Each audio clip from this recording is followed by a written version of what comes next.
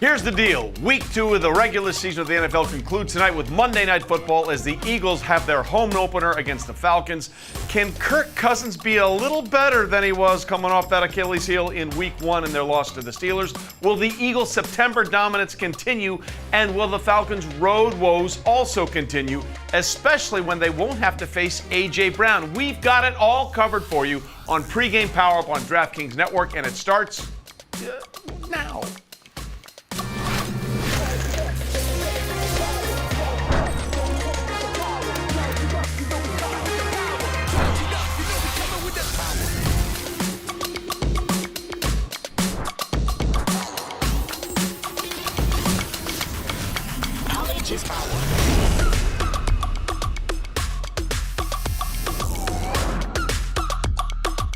Philadelphia is not good on one front.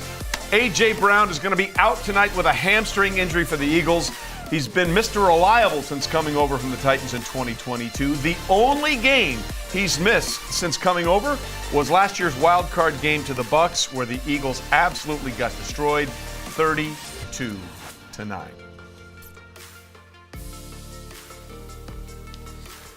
And this is what the Eagles will be missing from their offense tonight. Since joining the team, Brown leads them in targets, receptions, yards, and touchdowns.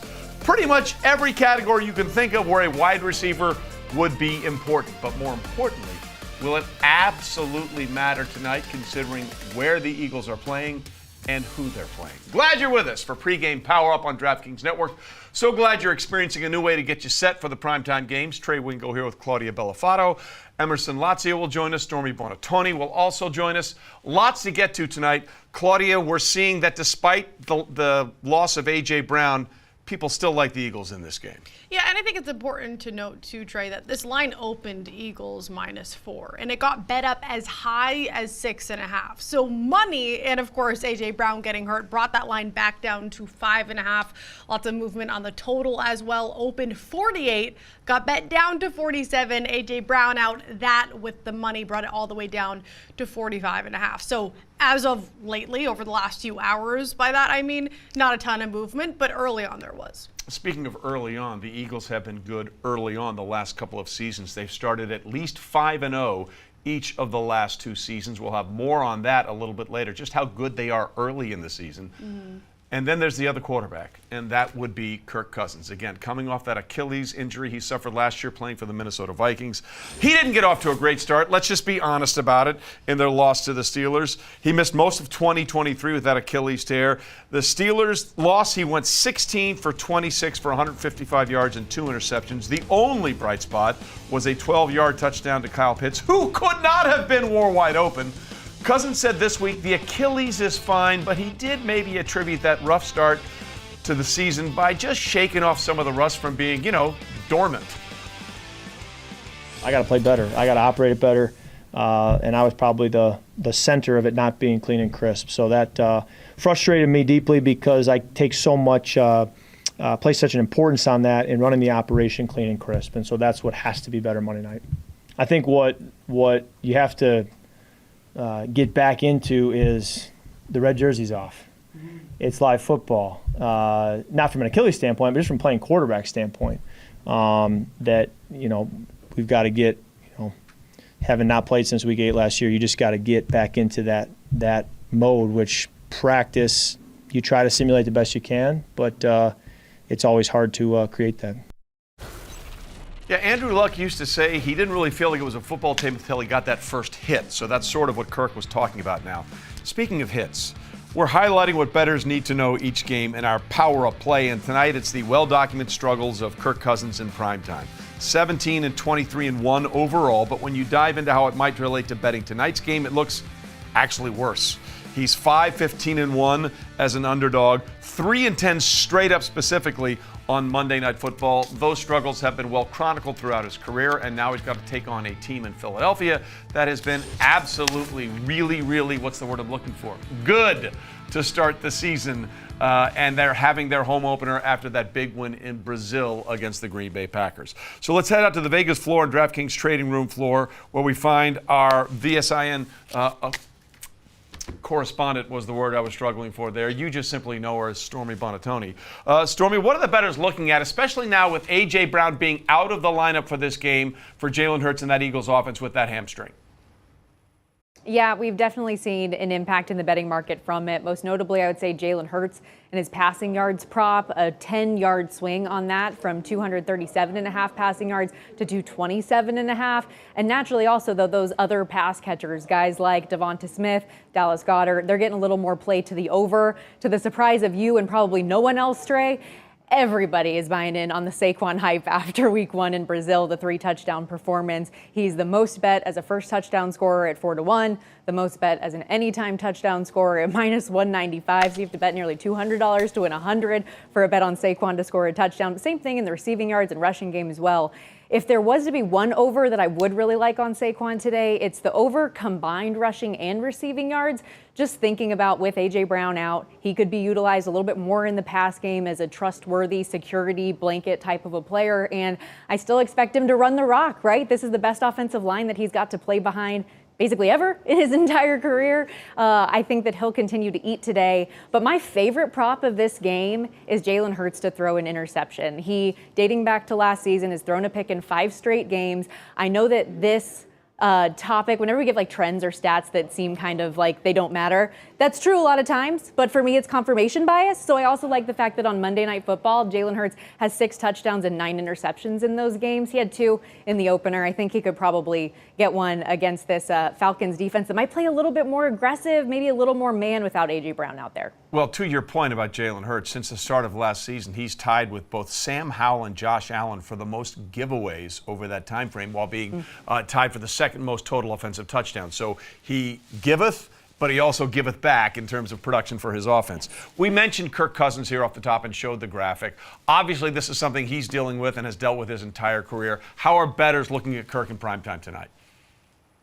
Well, the one thing I will say, because you gave the stat, right, he's 3-10 on Monday Night Football straight up. I do want to give him a little bit of love in this standpoint that all 3 of those wins have come in his last 4 instances on Monday night as well. So it was better. But then again, all 3 of those wins were also prior to the Achilles injury. And I think with that in mind, bettors are going against the Falcons in this spot. And that's to be expected when he showed the mobility of a tree in the week 1 opener. And so when it comes to Kirk Cousins, I think people don't have a problem fading him. The sportsbooks are going to need Atlanta in this spot. Claudia laid out the way that the odds movement has come about on the spread. There's been a little bit of buyback since the A.J. Brown injury became aware, but still, it's just one of those spots where Kirk Cousins does not appear to be the guy, and I can understand why. Well, weirdly, this is going to be the 3rd straight week 2 where Kirk Cousins will play the Philadelphia Eagles, albeit with a different team this year. The last 2 times in week 2, it has not worked out well for the team Kirk Cousins was quarterbacking. They've lost both of those games. Unders, by the way, let's talk about that for a second. Unders went 10-5-1 in week 2 so far. Game total tonight has been falling. The A.J. Brown news only moving that line. So what are we seeing there? Yeah, and historically that is the way to go in primetime games. As far as tonight, I mean, Claudia said it as well. This thing opened 48.5 and we're sitting 45.5. But it's been one of those interesting lines where it's a sharp play to the under because we've got 63% of the bets that are coming in on the over in this spot. So the public likes the over. I feel like they always do, and we're going to see more and more of those bets as we get closer to game time. But sharps have been on the under. I think that's probably the right side in this game, but when you have a move already 3 points and you don't feel like you're getting the best of the number, it's hard to want to buy in on now. There is always alternate ways to bet games, but for me, the total is one I'm probably just going to stay away from tonight. All right, Stormy, we talked about Saquon here. We'll get into some of his issues and one thing you should be looking away from a little bit later on in the pregame power-up. But let's talk about the other running back, the featured running back in this game, and that's Bijan Robinson. And I'm in no way asking, Stormy, because he was my first overall pick in my fantasy league, and I need something like 40 points from him tonight. What are we seeing about his usage going into this game? As someone who picked him number 2 overall in my fantasy league, and I'm going against Jalen Hurts tonight, I too would like a big Bijan. Yes! So we are in this together. And from a betting standpoint, I gave you all of the numbers right on how much people are betting Saquon and everything. The next guy up who's taking those wagers is Bijan Robinson. He is number 2 to Saquon Barkley to be the first touchdown scorer, anytime touchdown scorer, to have multiple touchdowns. You see in action on his rushing and receiving yards. And similarly, like I was saying with Saquon, I think an angle with Bijan could actually be the over on his receiving yards prop as well, because from a game script standpoint, I am of the belief that the Eagles are the better team. They're probably going to play with the lead the majority of this game. If the Falcons are trailing, they're trying to get back in this thing. Maybe utilize your best offensive weapon a little bit more in the pass game, those quick dump offs as Kirk Cousins is just trying to get the ball out quickly and not have people around his feet. I think that could be a good angle with Bijan tonight. I'm all for all the good Bijan angles tonight, as I know you are as well. Yes. Stormy, thanks for the info. We'll check back with you throughout the entire season, getting us the inside scoop on what the insiders in Vegas are thinking. All right, let's talk about Kirk Cousins again. Look, you bring him over, you sign this big dollar, you expect improvement, right? Well, that was not the case in week one. Look at how his numbers week one compared to the play from the Falcons quarterbacks last season. You know that formidable duo of Desmond Ridder and Taylor Heineke, with a couple of snaps from other players as well.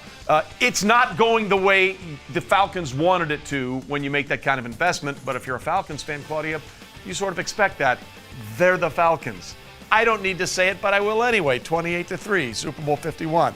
Claudia, let's go to the Eagles side now. What are your first and trends? Super Bowl, I don't think I remember that 34-28, the final score in overtime. Of course I do. And the Falcons, speaking of how bad they have been historically, no, Kirk Cousins isn't going to save them. They've been the worst team in NFL history in terms of ATS. Speaking of trends, first in trend, early birds. See this bird theme we're going with? Let's talk Eagles specifically. In September, October, they are 15-1 since 2022, 7-0 in September since 2022. The only undefeated team in that span, and Jalen Hurts himself is undefeated as a home favorite in September and October. And they will hope to continue that trend tonight, building on that week one win over Green Bay in Brazil. Despite turning the ball over 3 times, the Eagles scored 34 points, tied for the third most of any team in week one, top 5 in total yards.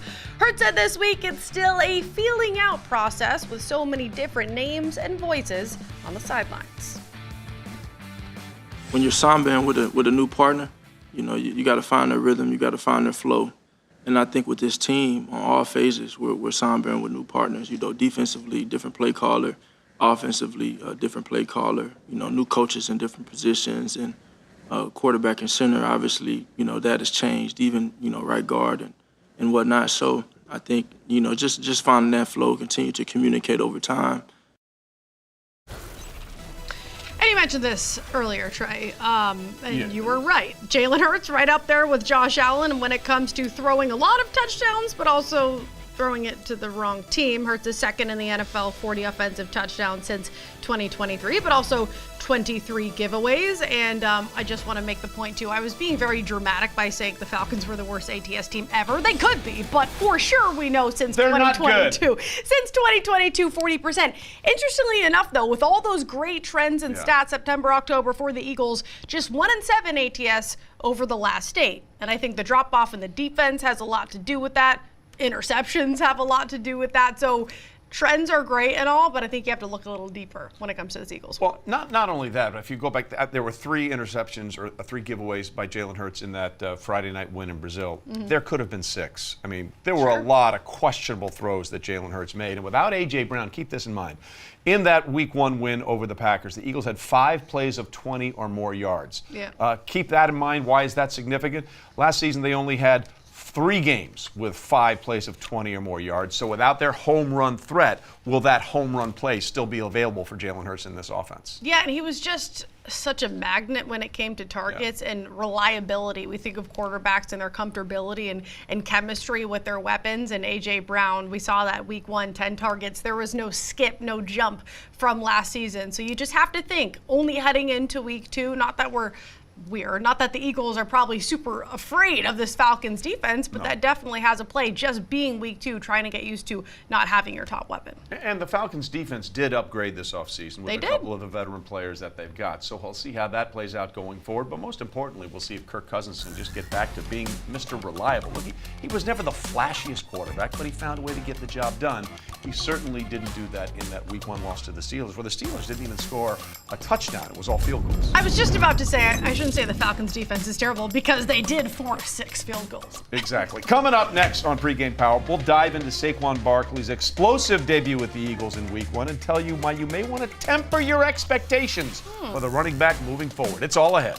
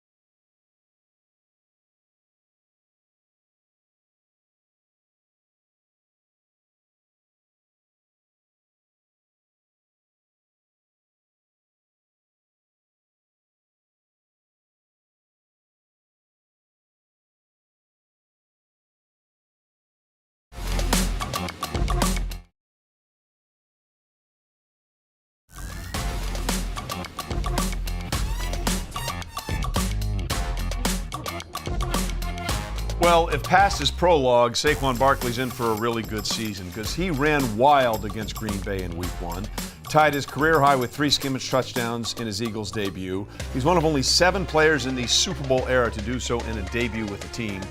Barkley played 80% of the team snaps in Week 1.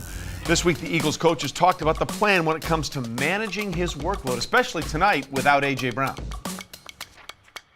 You know, something like that with Saquon having that many touches, you know, we'll have a plan for that this week in practice where we can take some of the load off him there. But every time you go into the game, every game's so important in the NFL that it's hard to say when he's got a hot hand like that too, to say, hey, you don't want to keep giving him the ball because you're trying to win every single game that you play. So again, that's our job as coaches to manage that. We'll be able to diversify it as we go. You know, week in and week out, everything, you know, we can adjust the game plans and we'll play different styles depending on how the opponent wants to play us. And so, you know, he'll provide us with that opportunity. Now listen, these things swing wildly week to week, especially if someone has a great start to the season. You know, you throw 4 touchdown passes. He's on pace for 50 plus, you know, on the season. So just bear this in mind. Here's a look at how Saquon's Offensive Player of the Year odds moved after his performance against the Packers. He opened at plus 3,000, was plus 2,200 prior to Week 1, and now he's the favorite at plus 550. So look, this is going to move dramatically throughout the season. It's a much better thing to think about in terms of when you see a sample of 5, 6, 7 games, but just understand that's where the trend is. But one trend I don't think you should be able to count on is those 3 touchdowns. He only has one other 3-touchdown game in his career, and it was his rookie year with the Giants in 2018. Yeah, and I mean, if you look at his rush attempts, he had 8 in just 1 week. That's right up there with everybody else who has already played 2 games when it comes to back. So I think the attempts will be there. maybe even more so with this squad because you have such a mobile quarterback and all the defenses are trying to scheme against the quarterback scoring, which we have seen millions of times with the tush push. And the good part about this Eagles squad too, which helps Saquon a lot, is that they're not one-dimensional. They do have so many weapons, even when A.J. Brown's not in the mix. And I will say too, you're right, this market is going to be fluctuating. Saquon Barkley is now the favorite at 5-1. Now is the time, people, where you quote-unquote buy the dip on other players. CeeDee Lamb at plus 850, Justin Jefferson at 10-1, Breece Hall at 14-1. You wait for Saquon maybe to have an off game or two. That number is going to get a bit longer. I wouldn't chase this, but I also wouldn't be surprised if he goes off and has a great game. The only thing that worries me is that O-line, okay? Of 31 design runs in week 1, 18 had contact behind the line of scrimmage. They're lucky they had Saquon Barkley because he generated more yards than expected on 9 of his 15 carries. Because he's so good, he had that production, but I don't know if that'll keep up week after week. And again, there's been fluid movement on that offensive line. Jason Kelce, a big part of the tush push / brotherly shove, whatever you want to talk about it, will actually be calling the game in the third quarter tonight as they're back at Lincoln Financial Field. And when you take away someone who had the leverage to get low like Jason Kelce did on all those snaps with Jalen Hurts as a power lift behind him, it does change the dynamic. We'll get into that a little bit later. Yeah, scary not having Jason Kelce for that O-line. Also, some bets are scary for the books. We call that liability, where all the money, all the bets are coming in on. And we're going to tell you every single pregame power-up what those bets are over at DraftKings. We like to bring in our friend Captain Book to tell us it all.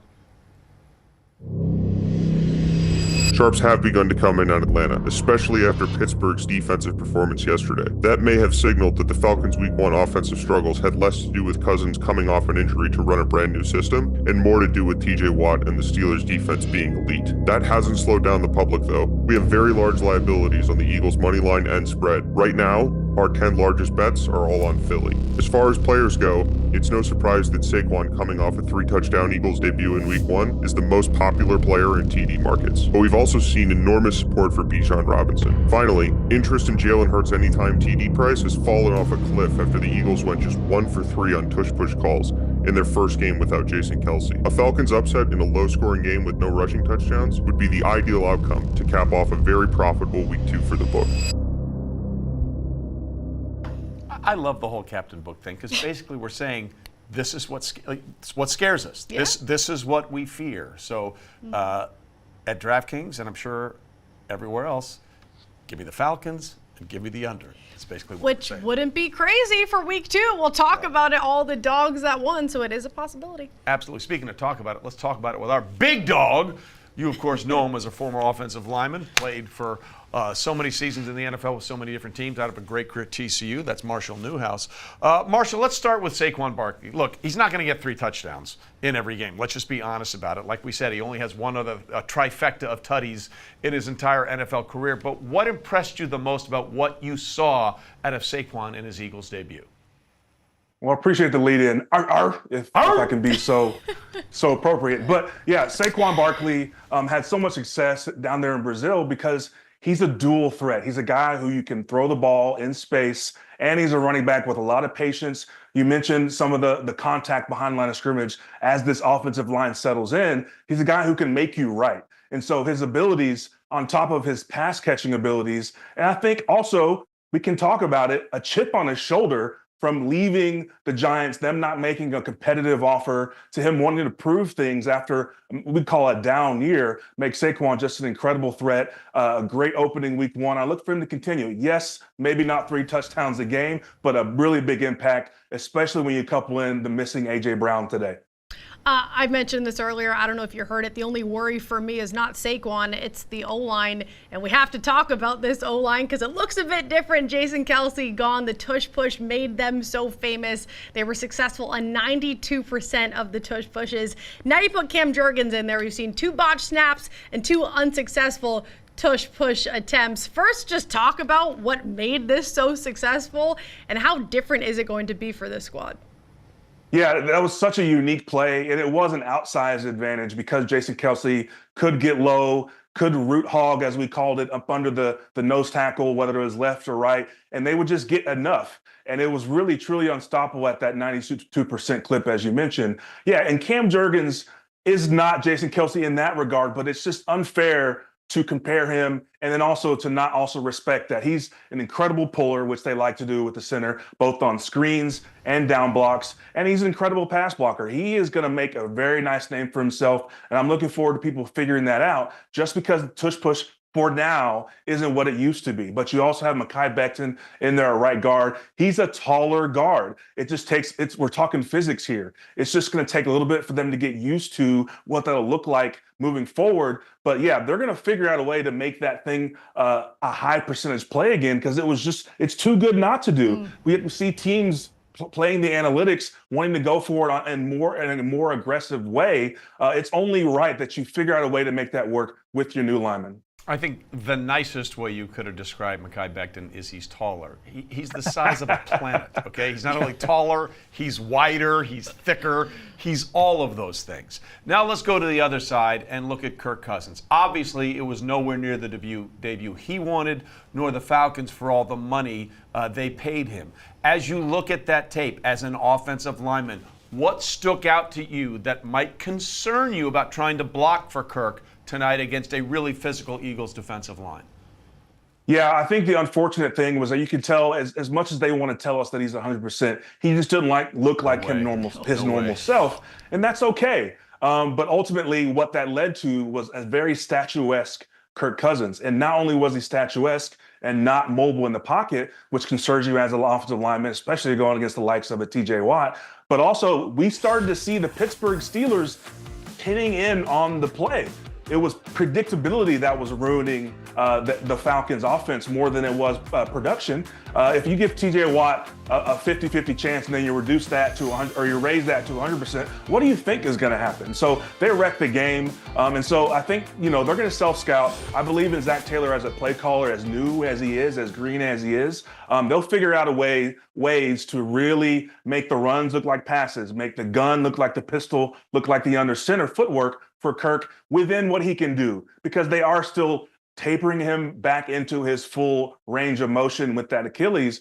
We can't just let that slide, and they can tell us all they want, but the body is what it is, and he's also 36. And so all those things come together. I think they'll have a little bit of a bounce back. They'll figure things out.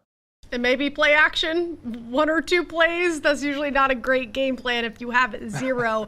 Let's talk about this Falcons offense a little bit. Kyle Pitts and Drake London. Everybody thought, you get Kirk Cousins now. These were going to be breakout years for the both of them.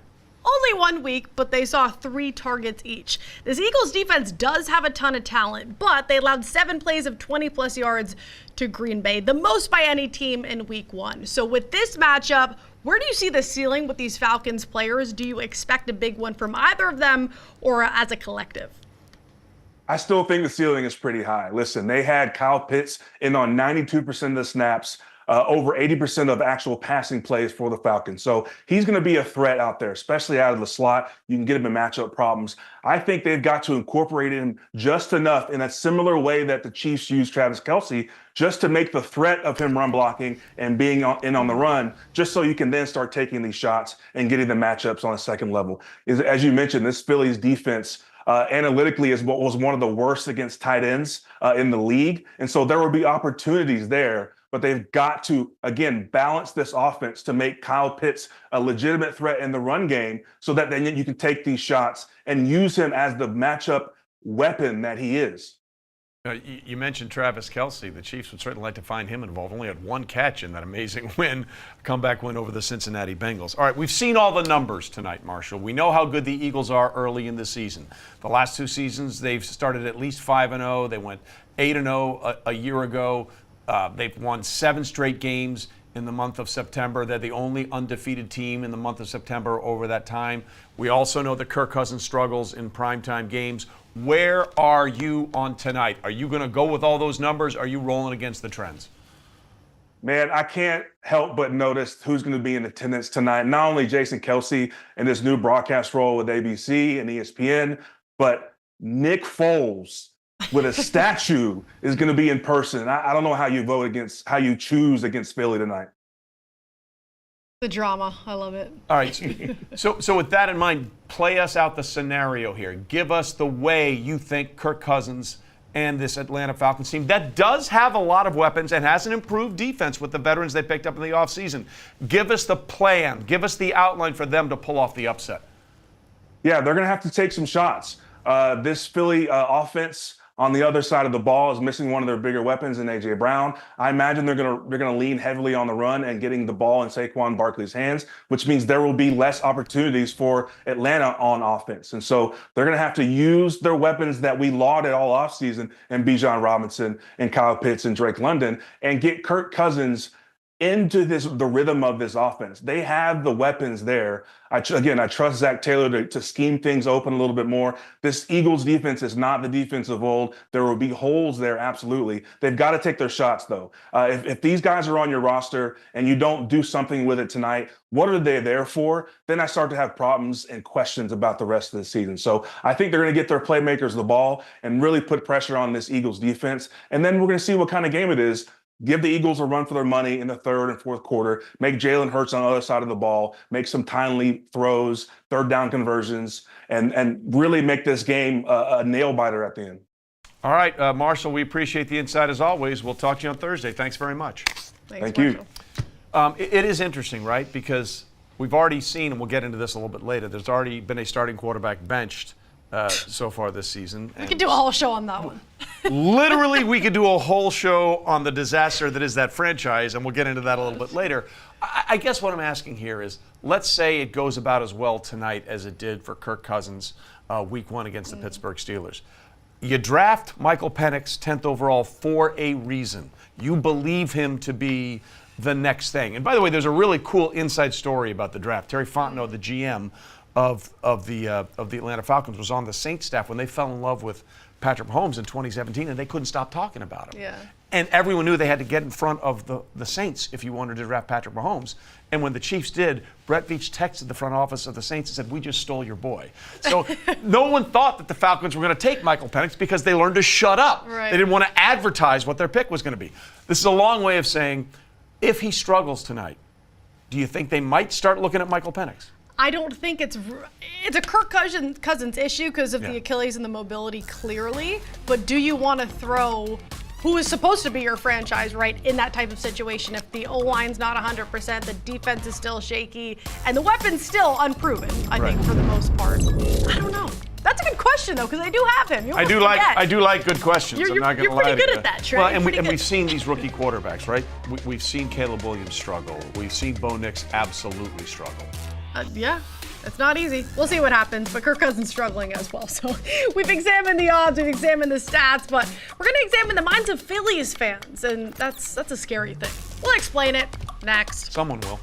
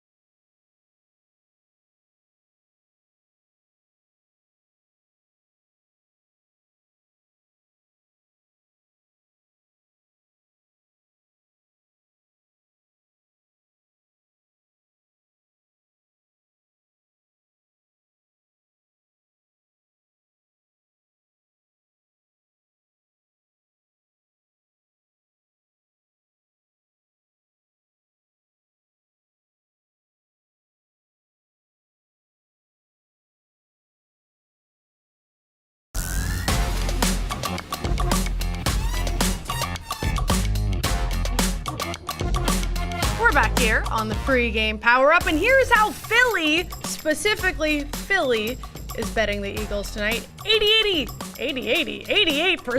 of 80-80 works. It's a new you guys number. get it. On Philly to cover the 5.5. 67% of bets on the over. 97% of bets on Eagles money line. So, I mean, that's not surprising. You know, Philly fans are just over there hammering Eagles money line. We've also got somebody who's on the Eagles defense to score tonight, and that's not crazy, but they placed $1,000 on the Eagles defense to score tonight. So that's going to pay out $4,750 at plus 475. So Eagles fans are going crazy. For more on those crazy fans, Emerson Latzia, he sat down and chatted with them. Thanks so much, Claudia. Yes, the passion of Philly fans will be on full display tonight when the Eagles host the Falcons. It's a passion that has gone a little too far at times, serenading Santa Claus, throwing batteries, erecting a statue of a fictional character. The rap sheet for Philly fans, it's a long one. This is Pennsylvania, Philadelphia, Pennsylvania, home to the most annoying sound in the world.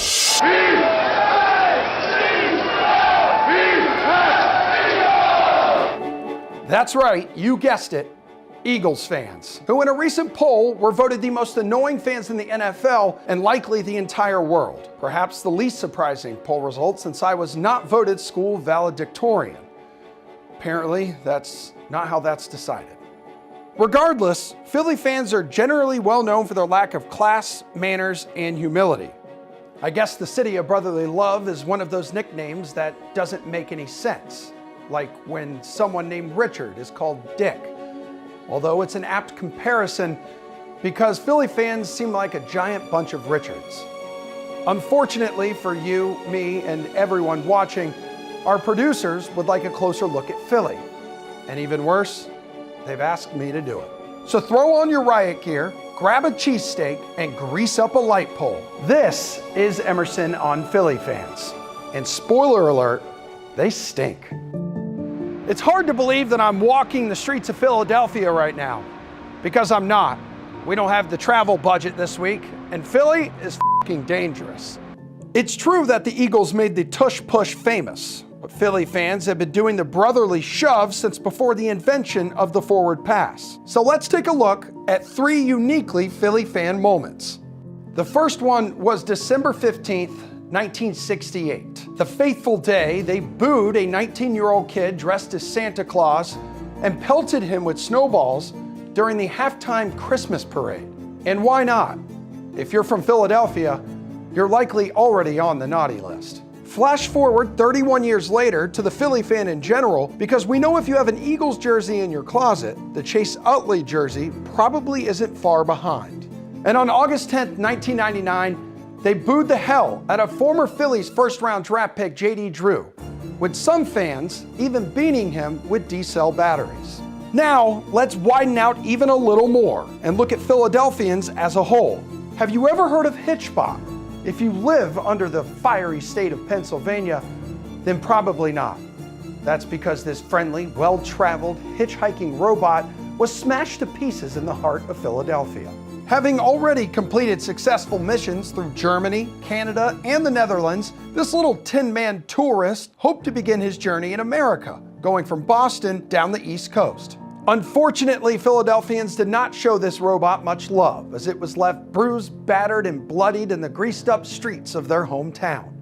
But it's not all bad, and because we do not want to leave you with a sour taste in your mouth, here's a list of 10 great things you can say about Philly fans.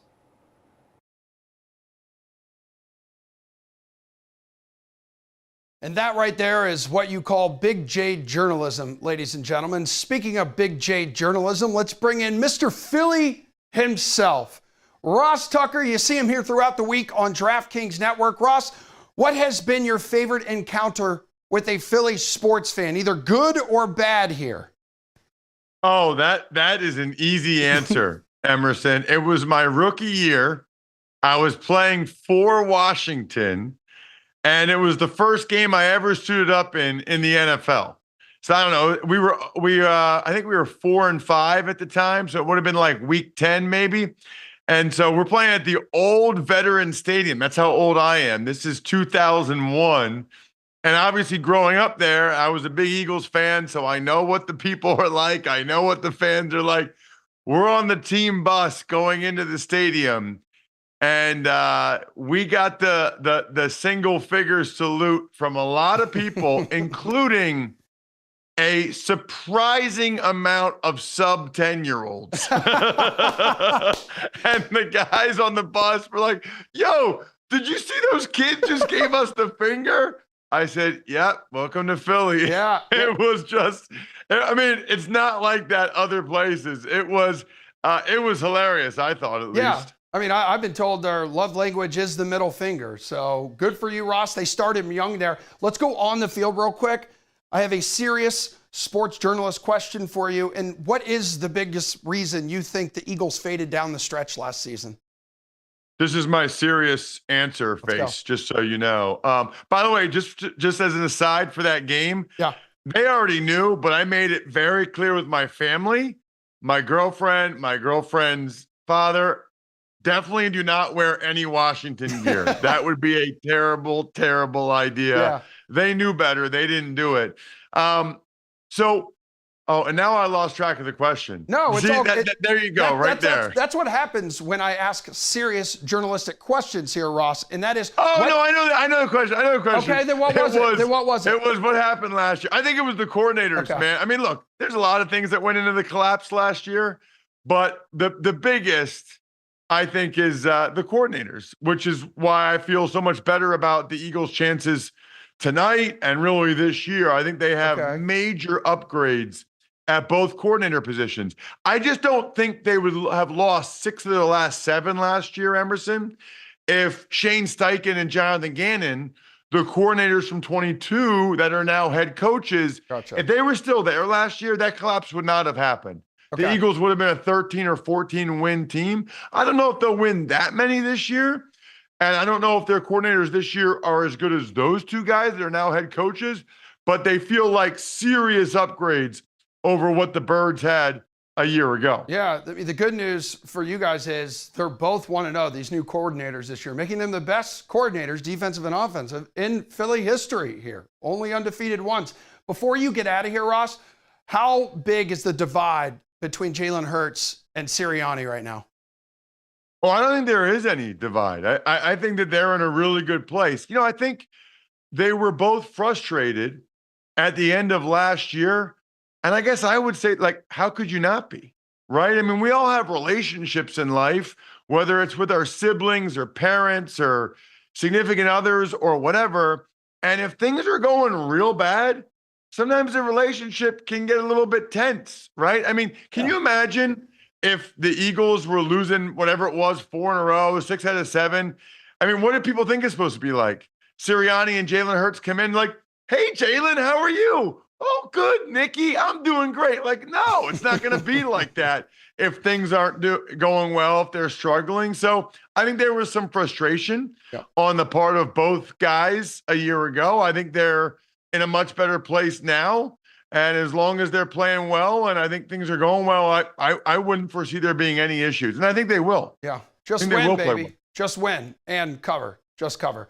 Ross Tucker, thanks, dude. We'll see you later. Sounds great. Thank you to Ross Tucker and Emerson Latzia. I thought Emerson was going to sit down with Philly fans. It's probably better that he did not. Ross is a Philly fan. He doesn't want to. Yeah, well. He's a Philly fan. We've been talking a lot about Saquon Barkley going off tonight. Let's talk about another running back who did just that. That would be Saints running back Alvin Kamara. Went wild on the Cowboys in the Saints' 44-19 upset victory in Dallas. 4 total touchdowns, 180 scrimmage yards. Some would say he had that dog in him. And week 2 was a week for the Dogs. They went 11-4-1 ATS. Take a look at the top 5 most bet spreads at the DK Sportsbook yesterday. Only the Chargers covered. 3 of the 5 most bet favorites were upset outright in the Ravens, Niners, and Cowboys. And we just got some more bad news for the Niners. Deebo Samuel looks like he suffered a strained calf in that loss in Minnesota, so he's going to miss some time. So let's just go over what's going on in San Francisco right now, right? You have Christian McCaffrey out indefinitely with a calf strain and some Achilles issues. You never want to hear those two parts of the body put together in any way, shape, or form. Especially with your best player. With arguably the best player maybe in football. Yeah. And now you have Deebo Samuel out there with a strained calf. And Claudia, when I heard this news, I went back to something that I thought this summer. I put a little mental bookmark on it. The Niners had to cancel joint practices with the Tennessee Titans because they were, quote, too banged up. When you're too banged up in training camp, that's a problem. Because normally, you talk to so many former NFL players like Ross and some other friends of mine, they'll tell you you're never going to feel as good as you are until the season is over than you will week one. And when you can't get through training camp because of so many little injuries, you have to cancel practices, this is really... It's sort of the thing that every team that has a really good postseason run for a few years sort of goes through. You play all these extra games and all these extra quarters. It's attrition. You play all these playoff games. Let's say you win 2 or 3. You get to Super Bowls. You get to conference championship games. That war of attrition tends to wear you down. And we're certainly seeing that play out right now with what's going on with the San Francisco 49ers. Even more worrying is how the rest of the team looked too. Brock Purdy sacked 6 times. The team as a whole could not convert on 3rd down, just 2 of 10. Now you pluck 2 of your best weapons out of that offense. I wanted to say it was an outlier as we're talking about these outright upsets. Ravens, maybe that was an outlier. Niners, though, could find themselves into some trouble. And the Cowboys, I just don't talk about the Cowboys, but the Cowboys haven't done what the Cowboys do. They've imploded at home, even though last year they really were the second best home winning streak in franchise history. It makes no sense. Insane. Okay, so we saw that panel with how everybody was betting on the Sunday games. For more on how people are betting tonight's game, let's send it over to the DKN social correspondent Megan Townsley for a dive on DraftKings sports betting groups for tonight. Tonight, we've got the Battle of the Birds on Monday Night Football, and I'm eyeing a few bets from the Barstool Betting Group on DraftKings Sportsbook. So let's take a look. Chris Clemmer is rolling with Kyle Pitts to score a touchdown. Alrighty, okay, Pitts legacy season loading. I can see that happening. Now, this is why I love these betting groups. It's because someone commented on this bet and said, Pitts only had 3 touchdowns last year. Good luck. That's amazing. Clemmer also is taking Saquon Barkley to score 2 or more touchdowns, and as of right now, 29 people are tailing this bet, so we're getting bold tonight. I'm totally here for that. To check these bets out for yourself, go ahead and open up the DraftKings Sportsbook, then select the social tab at the top, and then click on Betting Groups. And if you want more information or just plain advice on what to bet on for tonight's game, go to dknetwork.com and see all of our cutting-edge analysis from our writers. Tonight's gonna be a good one. I can just feel it. All right, Megan, thanks very much. DraftKings is the #1 place to bet touchdowns, so here's who bettors like to find the end zone tonight. Not surprisingly, Saquon Barkley leads the way. -190 odds to score are the shortest of any player this season. You can actually get +110 on him not to score. But again, we talked about this earlier, trends tend to go for 3, 4, 5, 6 games, not 1 game. So he had that 3-tutty debut. Again, only 1 of those other in his career, his rookie year with the New York Giants when he was taken so high in that draft. So just keep that in mind. Give me 4 or 5 games, and then I'll feel good about samples. Sure. Yeah. I mean, I think with the touchdown market in general, too, you just want to try and find some value. Yes, of course, this is juice -190 because he does score so many, but we also know that Jalen Hurts is that threat when it gets to the red zone. I would look at Dallas Goedert at +225. He saw 10 red zone targets last season, the second most on the squad behind A.J. Brown, who is not there for this game. And the Falcons allowed the 3rd most targets to tight ends last season. Much better payout at +225. I know, by the way, I forgot to mention this earlier. I do not believe Ross at all when he says everything's fine with Nick Sirianni and Jalen Hurts. Nice try, Ross. I know you had the Eagles preseason games. This game may be bigger for the Falcons than we think because it's been a hot start for 2 other teams in their division. We'll show you how things have changed in the NFC South next. But first, it's time for Next Gen Cats. Let's see who our data-inclined feline thinks will score the first touchdown tonight.